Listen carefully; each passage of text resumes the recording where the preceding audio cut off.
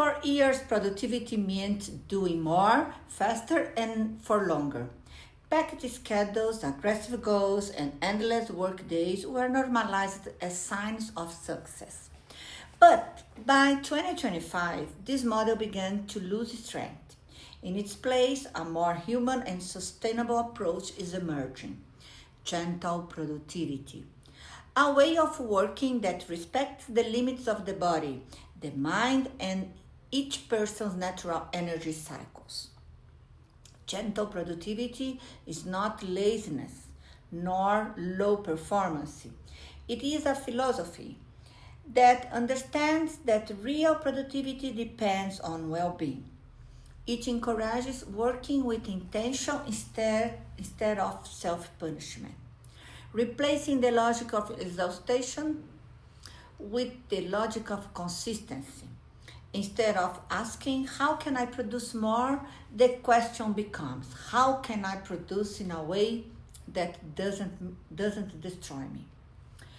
It's productivity with kindness and with intelligence.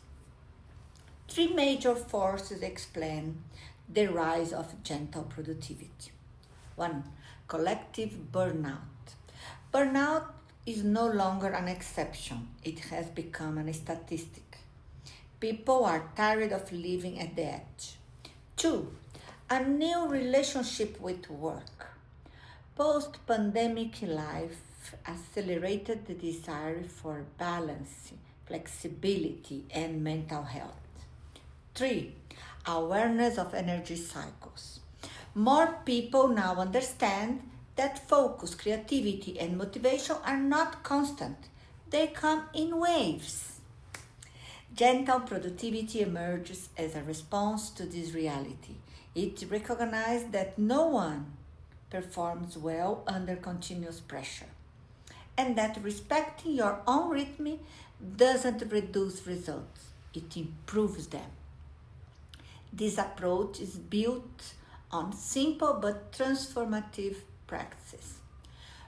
Micro breaks throughout the day. Small pauses that prevent overload and keep the mind clear. Working according to energy cycles, using high energy moments for complex tasks and low energy moments for lighter ones.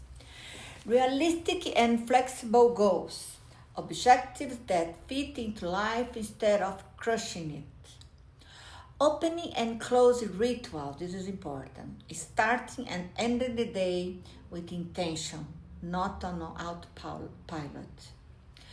Productivity self-compassion, replacing harsh self-criticism with gentle responsibility. I do what I can with what I have at a place that sustains my well-being. That's it. The goal isn't to do less, it is to do better, with presence, clarity, and preserved energy. Gentle productivity is showing that sustainable productivity leads to more consistent results. People have been reporting less anxiety and less guilt about not doing enough. More focus and creativity because the brain isn't exhausted. A healthier relationship with work, a stronger sense of ownership over their time. Better quality of life inside and outside the workplace. When the body and mind are not in survival mode, productivity stops being a battle and becomes flow. Gentle productivity reflects a deeper cultural shift. The understanding that success doesn't have to come with suffering.